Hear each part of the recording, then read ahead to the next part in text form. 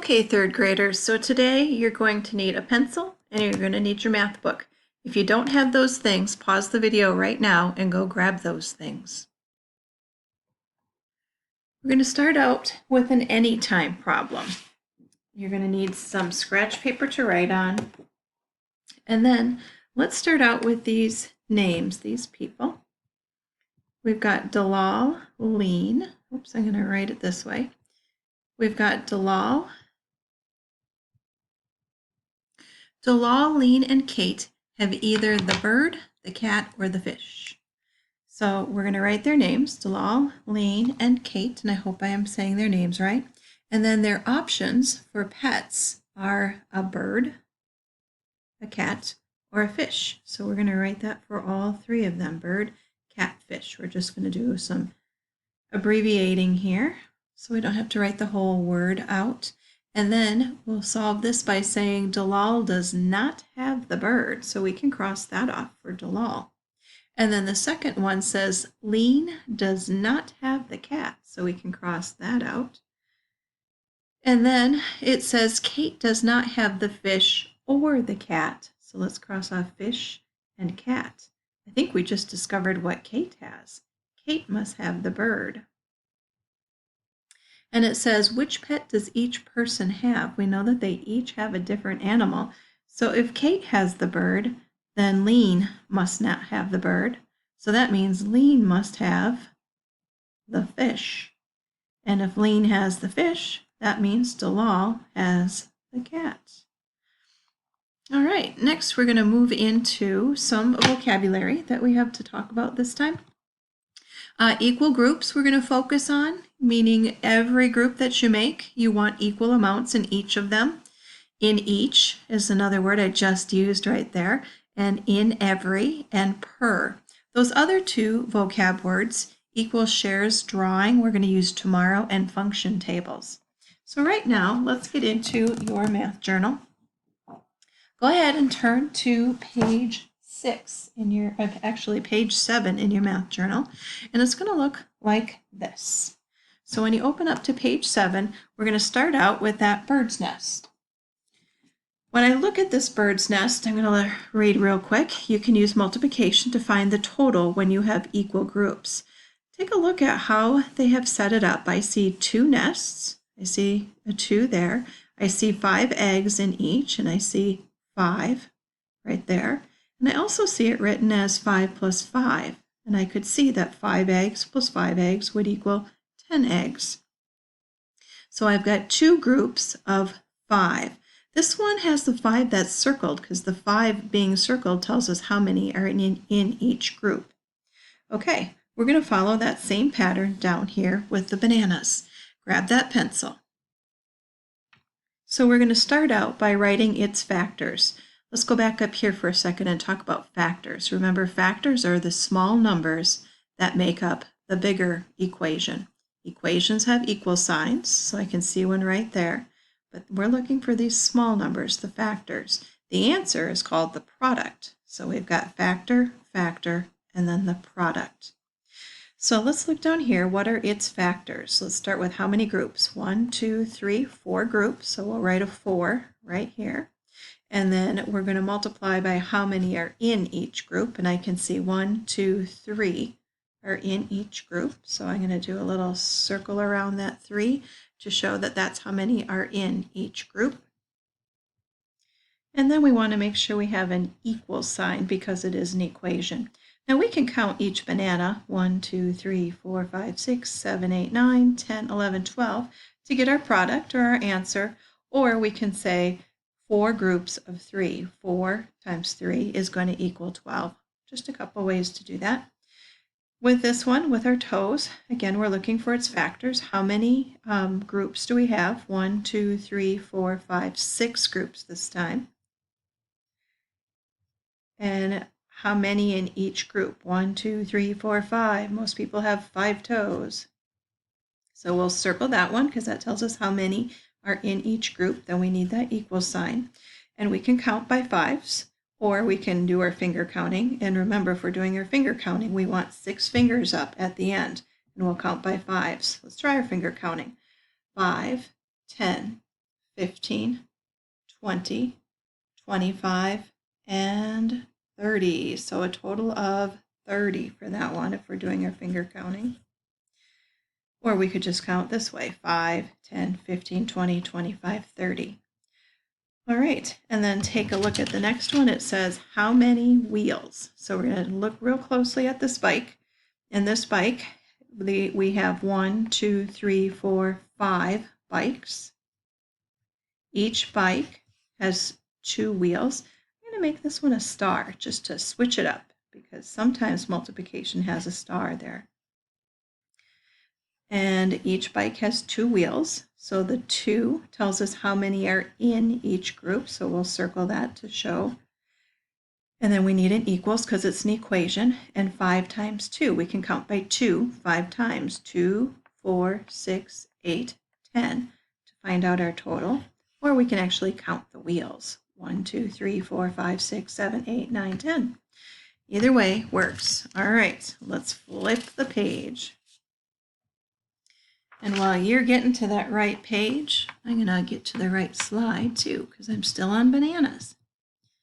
All right, we did bikes, so we are looking at drawing this time. We're going to draw some pictures over here. Now, my pictures are not fantastic, so don't worry about yours. We're just going to kind of do some circles instead of fancy pictures. It just takes a little too long. So we're going to make a drawing for each problem. We need to make sure we're going to label it. And then we also want to show that it's an equation by using that equal sign. And then we'll write the answer to each problem. Sandra bought 4 bags of lemons. I'm going to circle that 4 because I think that's going to be an important thing to know. And 6 lemons were in each bag. So let's go ahead and make our drawing. I'm going to draw my 4 bags of lemons. And I want to put 6 lemons in each bag. 1, 2, 3, 4, 5, 6. I just did dots, nothing fancy. And we're going to do this for each bag because our groups need to be equal. We can't have unequal groups or it's not going to work.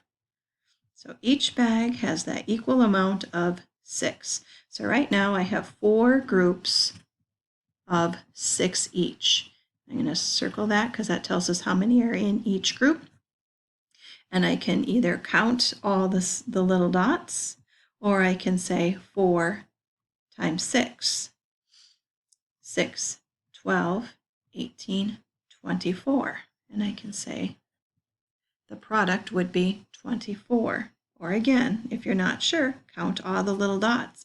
Just make sure that you have 4 bags with 6 in each. Otherwise, your answer is not going to work out so well. All right, Batai baked 2 peach pies. I'm going to circle 2 because I think that's going to be an important thing to know. And he has 7 peaches each in each pie. So let's go ahead and draw our 2 peach pies. And we're going to put 7 peaches in each one. 1, 2, 3, 4, 5, 6, 7. And third graders, if I am going too fast, you need to pause the video. If I'm drawing too fast and you can't catch up, pause that video. And you can even go back and rewatch some of it if you need to. 1, 2, 3, 4, 5, 6, and 7. So I've got 2 groups, and they each have 7. So I'm going to over here show that equation, 2 groups of 7. And I can count each one. 1, 2, 3, 4, 5, 6, 7, 8, 9, 10, 11, 12, 13, 14. To get my answer, or I can say 2 times 7 is 14. We're going to circle this one because 7 tells how many are in each group. What I did not do, though, was label. I need to go back and label that. So what was it that we were counting here? Was it pies or peaches? Let's read our question again. How many peaches did he use in all? So we have peaches down here. Make sure you spell it correctly since it's written right above. That's an easy one. We better do the same for this one. I don't have a label. How many lemons did she buy in all? Let's count, or let's write down lemons because we already know it's 24. But let's label it lemons. There we go. Did you catch that? I'll pull it down so you can see it. I'm going to read the next one. The Fuzzy Friends pet store has 3 rabbit cages, and there are 5 rabbits in each cage. how many rabbits does the store have in all? So we're going to go ahead and write our 3 rabbit cages. And we're going to put 5 rabbits in each cage. That's going to be a little crowded in there for those little bunnies. Make sure you have 3 cages and 5 rabbits, and we can count 5, 10, 15. So we've got 3 cages with 5 rabbits in each, and we know it's 15. And what were we counting, cages or rabbits? Let's go look. How many rabbits does the store have in all? It didn't ask how many cages, it asked for rabbits. So we're going to write that for our answer. The Paws Plus Pet Store has 5 rabbit cages. Oh, this time they have 5 rabbit cages, and there are only 3 rabbits in each one. Let's go ahead and write our 5 rabbit cages. 3, 4, 5. This time we're only putting 3 in each one. And we can count by 3s. 3, 6, 9, 12, 15. So we can say this time we have 5 groups with 3 in each group, and it equaled 15. What were we counting? How many rabbits does the store have? So rabbits as our label. Wait a minute, is this sounding familiar to you? Look at that, 15 rabbits, 15 rabbits. We had a 3 and a 5 and a 5 and a 3. That's part of that commutative property where we can change them around. That works for addition and for multiplication both. You can switch them around. Can't switch the answer so much, but you can change the factors into a different order if you'd like. All right, and then our last one. There are 7 players on an ultimate Frisbee team. The team wants to order 2 game shirts for each player. How many game shirts does the team need to order in all? Well, there are 7 players, so we're going to go ahead and do our 7 circles to represent all the players. I'm kind of running out of room, so I'm going to write them underneath. 1, 2, 3, 4, 5, 6, 7, and each person gets 2. So I'm going to put 2 dots in each. We need to make sure that everybody gets the same amount. They have to be even, equal groups today. And we need to see how many in all. So 2, 4, 6, 8, 10, 12, 14. They need to order 14 shirts. In all is a little bit of a clue word too. That's going to tell us our product is going to get bigger. So I had 7 groups, 2 in each group. I'm going to circle the 2 because that tells us how many are in each group, and we determined it was 14, and it was 14 game shirts or shirts. You can write it either way. All right.